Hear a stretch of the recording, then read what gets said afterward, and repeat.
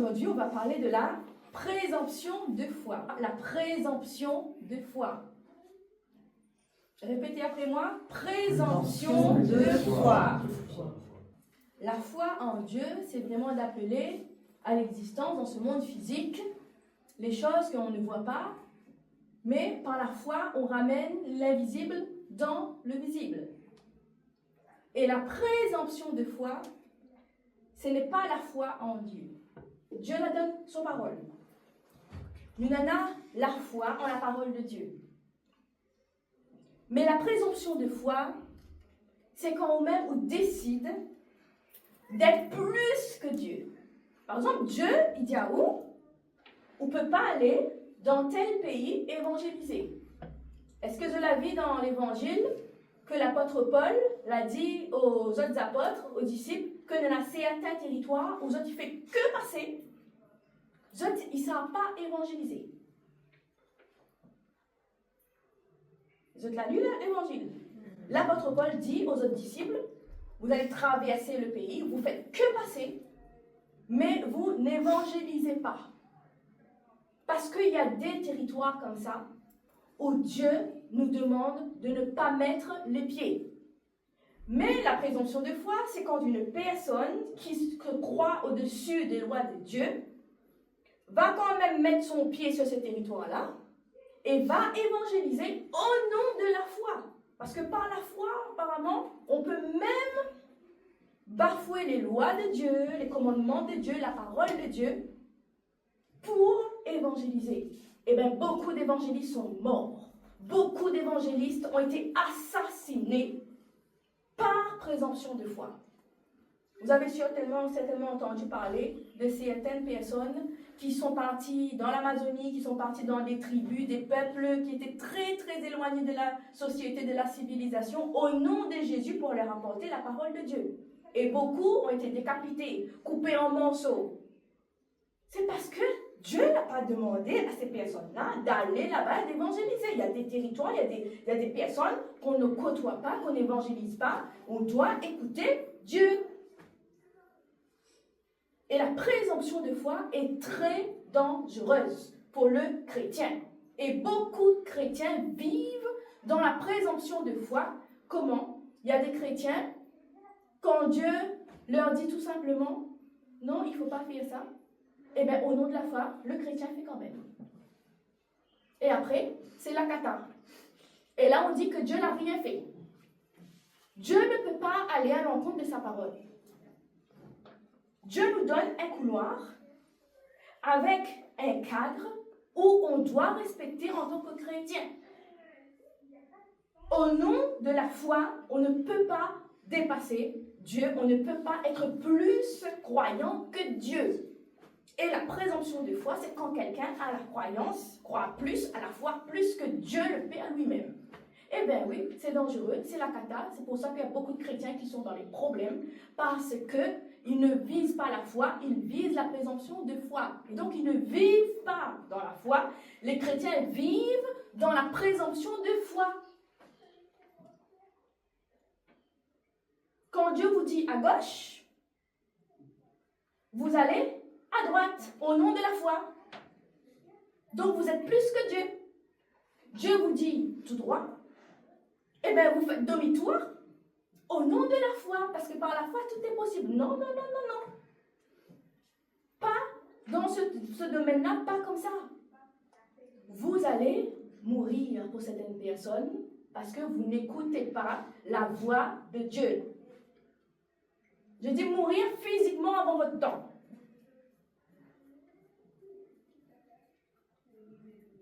Dieu n'est pas fou. On doit suivre avec sagesse, avec intelligence, la parole de Dieu. Il y a des personnes qui pensent que la présomption de foi, c'est le don de la foi, le don de la parole de foi. Ça n'a rien à voir avec les dons du Saint-Esprit. Parce que la foi en Dieu amène au bonheur. La présomption de foi amène au malheur. Et quand vous vivez dans la présomption de foi en croyant que vous avez la foi et que vous effectuez, vous exécutez des tâches que Dieu ne vous a pas demandées au nom de la foi, eh bien, vous êtes malheureux. Au bout du fil, vous n'avez pas le bonheur souhaité. Au bout du fil, vous avez le malheur. Et vous ne comprenez pas pourquoi Dieu vous laisse dans cet état. Tout simplement parce que vous avez la présomption de foi, vous n'êtes pas dans la foi de Dieu, vous n'avez pas écouté, vous voulez faire plus que ce que Dieu vous demande. On n'est pas plus que Dieu. On écoute la voix de Dieu. On emprunte le chemin de Dieu avec sagesse et intelligence. Il y a des choses qu'on ne fait pas en tant que chrétien au nom de la foi. Vous allez mourir, vous allez souffrir, vous serez malheureux et vous allez vous plaindre que Dieu ne fait rien. Mais Dieu ne peut rien faire sur la présomption de foi. Dieu agit sur la foi. Sur la foi. Il y a des chrétiens qui pensent qu'ils peuvent avancer tout seuls. Au nom de la foi. Mais sinon, pourquoi Dieu a donné l'Église? Dieu a donné une organisation pour son peuple. Dieu a donné les 5 ministères. Mais il y a des chrétiens qui rejettent les 5 ministères. Il y a des chrétiens, au nom de la foi, se croient plus forts que Dieu lui-même, parce que même Dieu a instauré les 5 ministères, dans l'Église. Un chrétien tout seul, c'est un chrétien qui sera malheureux, qui n'aura personne pour le guider, et ce sera un chrétien qui va faire n'importe quoi au nom de la foi. Donc c'est au final, ça sera un chrétien qui vit dans les présomptions de foi. Et au bout, il n'y a que le malheur. Que le malheur. Si Dieu voulait que nous, chrétiens, que nous marchions seuls, il n'aurait jamais instauré l'Église. Il n'aurait jamais donné les 5 ministères. Donc tous les chrétiens qui refusent d'entrer dans l'Église, d'entrer dans l'organisation de l'Église avec à la tête Jésus-Christ et le corps, c'est les 5 ministères. Ces chrétiens-là souffrent, sont malheureux, par présomption de foi. Parce que les chrétiens-là, comme ils n'ont personne pour les guider, et surtout il y a des personnes qui ne veulent pas écouter. Qui ne veulent pas écouter. Moi, je connais Dieu, je connais Jésus, je lis ma Bible. Le Saint-Esprit me parle. Et quand on regarde le résultat, on a l'impression que ce n'est pas Dieu qui parle. Ce n'est pas Dieu qui parle. Parce que Dieu déjà parle dans l'organisation de son Église. Ça, c'est accessible à tout chrétien. Les révélations, là, ça, c'est le niveau supérieur de la parole écrite. Dieu a donné une organisation, on respecte. Et quand on ne respecte pas l'organisation que Dieu a donnée, c'est qu'on est plus que Dieu. On se croit au-dessus de ça. Il y a des chrétiens qui pensent qu'ils ne peuvent pas suivre quelqu'un parce que sinon, on a l'impression qu'ils sont dans une secte. Ils n'ont pas le droit, ils ne veulent pas que quelqu'un leur donne des conseils, rien du tout. Mais les 5 ministères, c'est pourquoi? Pour quelle raison est-ce que Jésus, avant d'aller au ciel, a donné les 5 ministères? Pour faire joli? L'Église de Christ est dirigée par les 5 ministères physiquement, conduits par le Saint-Esprit. Tout chrétien doit se soumettre. Si un chrétien a le cœur de Jésus, a été touché par le Saint-Esprit, le chrétien se soumet naturellement. Pas en tant qu'esclave, parce qu'on n'est pas là pour vous réduire en esclavage. Au contraire, vous venez à Christ pour être libre en Christ. Mais il y a des règles, comme dans toutes les organisations, il y a des règles. Un chrétien qui ne respecte pas ces règles-là, c'est un chrétien qui se croit au-dessus de Dieu, qui se croit que lui, il peut tout par lui-même. Il est autosuffisant, il n'a pas besoin de personne. Et vous voyez la catastrophe au bout. Donc il fait ce qui passe par sa tête. Il agit selon sa conscience. Et il n'y a personne pour le conseiller. Et surtout, il ne souhaite pas, il ne veut pas, il refuse que quelqu'un lui donne des conseils. Mais les ministères ce n'est pas n'importe qui. Ce ne sont pas n'importe qui. Donc, pour quelle raison Dieu, s'il veut qu'on se débrouille tout seul, il nous donne les 5 ministères? Pour quelle raison?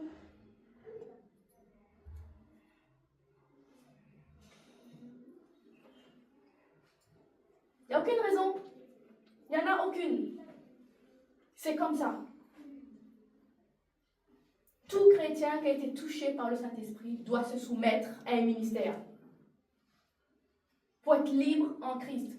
Pour être enseigné, édifié, jusqu'à ce que le chrétien ressemble à Jésus. Jusqu'à ce que la stature de Christ parfaite soit formée dans le chrétien. Et là, il peut être indépendant, il peut vivre parce qu'il a été formé, il a été formaté par le Saint-Esprit. Là, le chrétien peut vivre tout seul. Sans passer par la case des 5 ministères formation jusqu'à la stature parfaite de Christ, un chrétien est faible. Un chrétien est faible. Et quand un chrétien est faible, le chrétien va faire n'importe quoi. Au nom de la foi, il va agir à contresens de la volonté de Dieu. Et il va souffrir. Parce que toutes les personnes qui agissent à contresens de la parole de Dieu souffrent. Dieu ne peut pas agir au-delà de sa parole. Donc, si vous n'êtes pas sous la parole de Dieu, que vous êtes à côté, au nom de la foi, où vous pouvez tout faire vous-même, eh bien, vous êtes dans la présomption de foi. Dans la présomption de foi. La présomption de foi, c'est tout ce qui ne vient pas de la foi de Dieu, de la foi véritable de Dieu, et qui vous amène à l'échec. Parce que toute présomption de foi amène à l'échec. Il n'y aura pas de réussite dans la présomption de foi. C'est dans la foi en Dieu qu'il y a la réussite. Et la foi en Dieu nécessite que le chrétien croit, applique uniquement ce que Dieu lui demande de faire. Et pas plus. Pas plus. Au moins ça, c'est déjà la base qu'un chrétien doit avoir, surtout doit connaître pour avancer avec le Christ. Sinon, vraiment, vous allez mourir avant votre temps.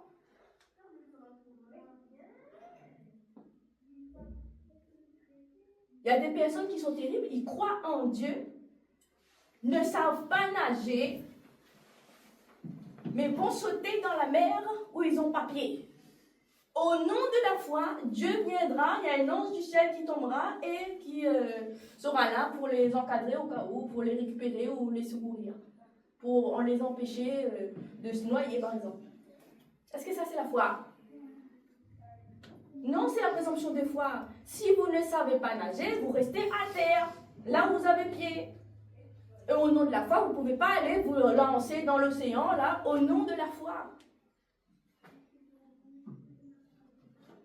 Au nom de la foi, je ne sais pas conduire, mais je vais prendre la voiture et au nom de la foi, j'arriverai à conduire. C'est la présomption de foi. Vous allez faire un accident, vous allez crever. C'est même pas mourir, crever. Il y a des chrétiens qui sont là-dedans, mais c'est terrible. Avant d'aller vous jeter dans l'océan, allez apprendre à nager. C'est la sagesse, hein, parce que Dieu n'a pas donné que la foi, il a donné aussi la sagesse, l'intelligence. Avant de prendre la voiture de conduire, allez auto-école. C'est la sagesse. La présomption de foi, c'est quand un chrétien croit plus qu'il est capable de faire des choses, même s'il n'a pas fait la formation pour ça. Et c'est même la même chose aussi dans le milieu professionnel aussi, la présomption de foi. Il y a des personnes, je redis encore, qui ne savent pas lire, qui ne savent pas écrire, qui n'ont jamais touché à un ordinateur. Mais par la foi, soi-disant, là, ils réussiront sans formation. C'est un manque de sagesse totale. Allez vous former. C'est la sagesse, c'est l'intelligence. la sagesse, l'intelligence. Dieu n'est pas fou. La sagesse, l'intelligence, Dieu a donné ça aussi. Il y a des chrétiens, par présomption de foi, qui ne travaillent pas, parce que c'est plus, je pense, pas paresse, c'est la paresse. Mais ils attendent d'avoir €1 parce qu'ils ont la foi en Dieu. Donc, parce qu'ils ont la foi en Dieu, au nom de la foi, ils attendent d'avoir le loto. 1 an passe, 2 ans passent, 3 ans passent, 4 ans passent, 5 ans passent. Le loto €1 ne tombe pas. Encore plus la foi encore. L'année prochaine, le million sera là. L'année prochaine, il faut que je prie encore, parce que peut-être on n'a pas prié assez pendant 5 ans. Il faut que je prie encore. L'année prochaine, je décrocherai le million, le jackpot. C'est pas la foi, hein? Non, c'est pas la foi. Là, c'est la présomption de foi. Vous mettez la foi là où Dieu ne vous demande pas. Et vous êtes malheureux. Quand le million ne décroche pas là, toi, tu fais comment pendant 5 ans pour vivre? Dieu a donné le travail pour bénir la famille financièrement. Mais il y a des chrétiens, franchement, dans la tête, manque de sagesse, manque d'intelligence, c'est du n'importe quoi.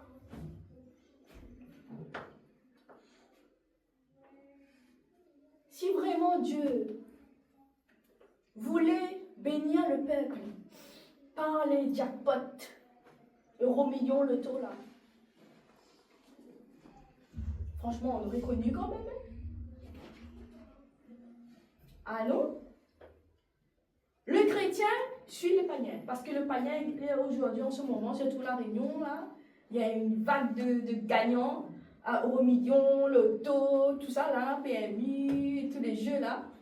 Eh bien, le chrétien ne suit même plus la parole de Dieu. Parce que Dieu dit que on gagnera son pain à la sueur de notre front. Ça veut dire qu'on va travailler pour gagner notre pain.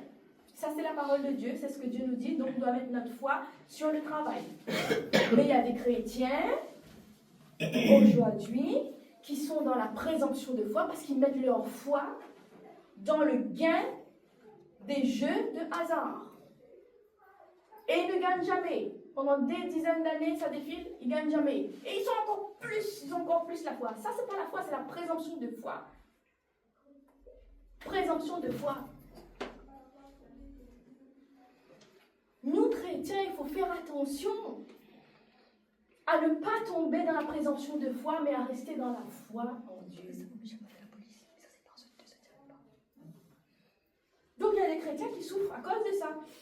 Et ils ne savent même pas qu'ils sont dans la présomption de foi, parce qu'au nom de la foi, ils peuvent tout. Même ce que Dieu leur interdit de faire. Ils peuvent tout faire, même ce que Dieu leur interdit de faire.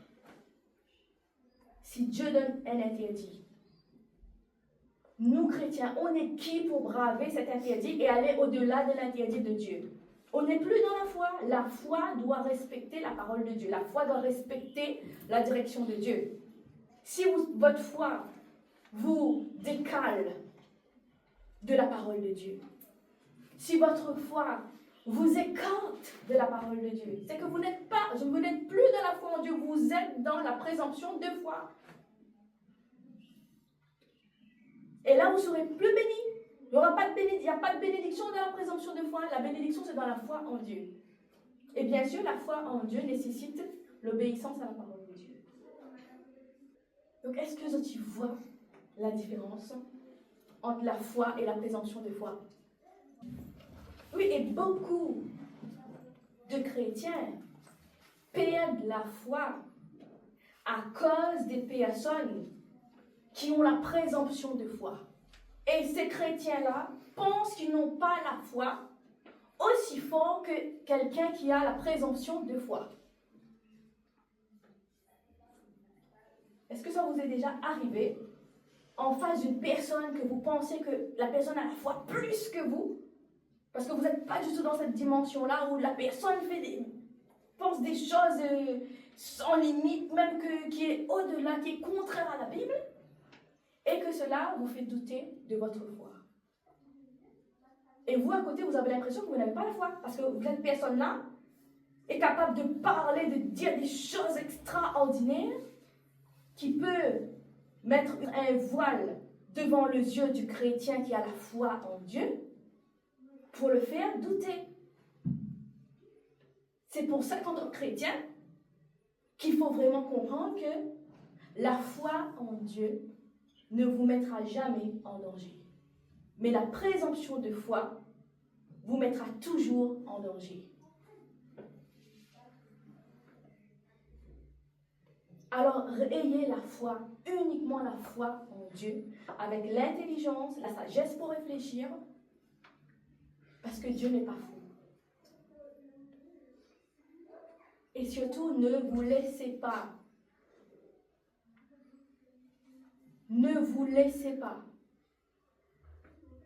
entrer dans la tristesse, dans la déception, à cause d'une personne qui se trouve en face de vous. Et que vous avez l'impression que cette personne démontre une foi qui est supérieure à votre foi. Souvent, c'est la présomption de foi. Demandez au Saint-Esprit de vous montrer le chemin uniquement de la foi. Et vraiment, je prie afin que Dieu vous donne la sagesse, l'intelligence pour reconnaître lorsque vous-même vous êtes dans la présomption de foi, pour que vous reveniez dans la foi de Dieu et que vous puissiez aussi reconnaître les personnes qui sont dans la présomption de foi en face de vous, qui vous fassent douter, pour que vous-même vous ne tombez pas dans ce piège de la présomption de foi, mais que vous restez dans la foi en Dieu. Si on vous dit d'aller quelque part, de monter sur une montagne et de sauter, saute, Dieu va vous récupérer. Ou Dieu va envoyer un ange qui va vous prendre dans ses bras et il fera en sorte que vous allez arriver à terre en entier. Au nom de la présomption de foi, il y a des personnes qui sauteront vraiment. Au nom de la présomption de foi, il y a des personnes qui se jetteront vraiment dans le vide en pensant que parce qu'ils sont chrétiens, un ange va venir et ces anges vont venir les porter dans les bras de l'ange jusqu'à terre pour qu'ils arrivent en entier.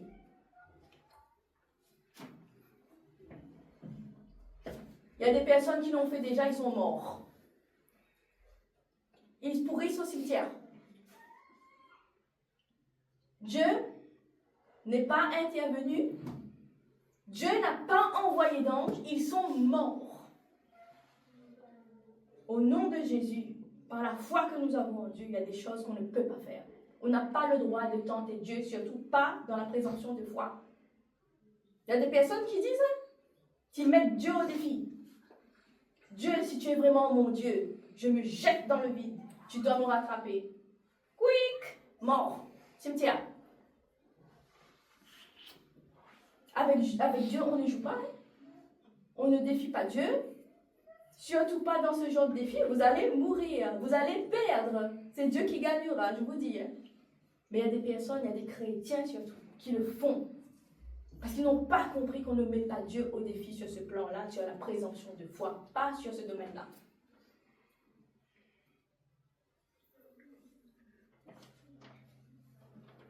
Ah oui, vous avez vu? Quand Satan a demandé à Jésus, là, saute! Parce que Dieu a demandé qu'il enverra ses anges pour prendre Jésus dans ses bras, pour qu'il ne lui arrive aucun malheur, et qu'il va arriver en entier à terre. Jésus-Christ, lui-même en personne, n'a pas sauté. Il n'a pas sauté. Alors vous êtes qui pour aller au-delà de la parole de Dieu? Jésus-Christ, fils de Dieu, n'a pas sauté. Il aurait pu, parce que c'est le fils de Dieu, il aurait pu, comme Satan lui a mis au défi, de sauter. Il aurait pu, parce qu'il était le fils de Dieu, il savait qui il est. Eh bien, il aurait pu dire, je vais sauter, je vais te montrer, Satan, que je suis fils de Dieu et que Dieu est là, que Dieu va me protéger. Non, il a refusé. Jésus a refusé de sauter. Parce qu'à Dieu, il y a une limite. La présomption de foi. La présomption de foi. Ce n'est pas la foi. Dieu agit sur la foi, pas sur la présomption de foi. Même Jésus, il était au courant. Ah oui, il aurait pu sauter. Et Jésus a répondu quoi?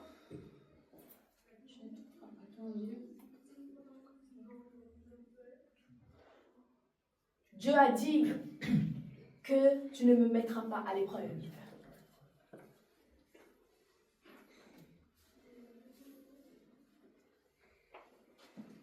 Les personnes qui ont la présomption de foi sont des personnes qui croient qu'ils peuvent mettre Dieu au défi et que Dieu sera là pour les protéger.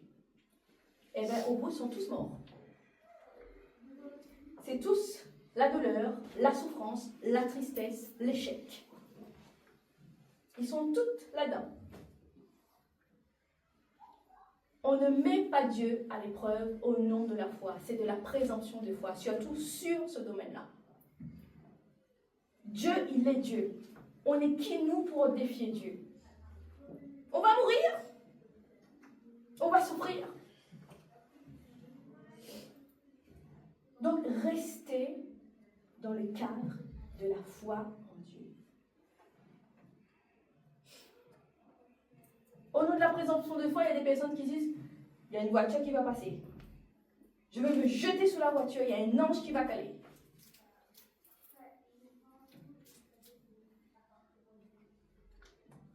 Les chrétiens qui ont fait ça, ils sont tous écrasés. Dieu n'a pas envoyé d'ange pour arrêter la voiture. Et ils sont tous écrasés, écrabouillés, morts. Au cimetière. Est-ce que ça veut dire que Dieu n'est pas droit?